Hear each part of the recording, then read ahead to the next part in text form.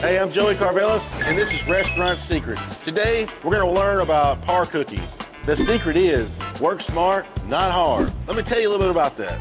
In the restaurant business, we got par cooks, prep cooks, line cooks, fry cooks, servers. We have all these people that work in the restaurant. But at home, you don't have anybody. It's all you. You gotta do everything. When you do your pasta, you're doing it that day. When you do your sauce, you're doing it that day. Don't do all that.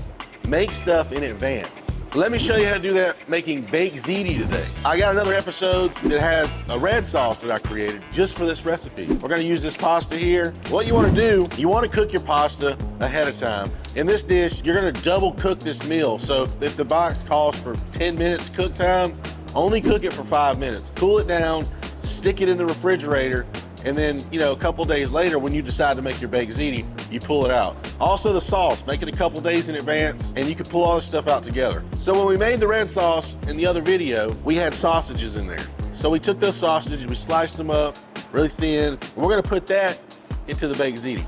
You're gonna need you a nice casserole dish. You don't have to make a huge portion of it. You can go with a small dish, or you can go with a big dish. Just because you have all this pasta doesn't mean you have to use all of them. So we're gonna put some in the dish, all right? That's probably enough right there. So when you're working smart and not hard, why get all these different bowls when you can just put everything in this one dish and mix it all up and bake it? So we're gonna get our sauce. This is our red sauce that we had made previously in another episode. You're just gonna dump all this in there. Remember, we've already flavored this up really good. It's got all the flavor in it. It smells good too. All right, we got that in there. Next, we're gonna do our ricotta cheese. You don't have to add this, but this makes a nice creamy sauce. Who don't like creamy? Some Parmesan and mozzarella. Now, let's just mix this up. And really, you don't have to cook this right now. You can make this, stick this in the refrigerator for a day or two, and cook it later on. See how we work is smart.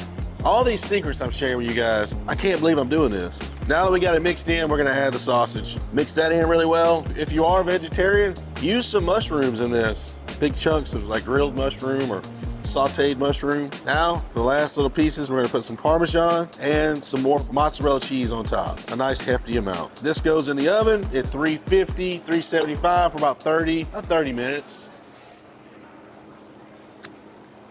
Oh, dang, sorry.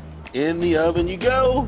All right, guys, we just pulled this out of the oven. It's nice, piping hot, melty cheese.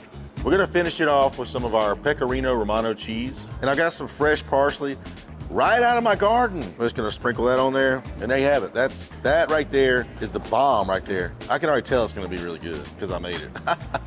So, I mean, this took, what, 5 minutes to put together? And then we threw it in the oven, let the oven do all the work. I mean, you can't beat this. Oh man, where's a piece of sausage? Get some of that sausage in there. Let's try it out. Man, was that good. The pasta is cooked perfect. We cooked that halfway. So what happens if you cook it all the way, it becomes really big and almost kind of soggy. There's a nice little bite to it. Al dente. So today we learned how to prep things, how to par things up, how to make your life easier in the kitchen. We learned how to work smart and not hard. That's always good. We got a lot of things going on in life right now. Let's make it easy. This right here is an easy dish. This has been another Restaurant Secret. Don't be telling nobody my secrets.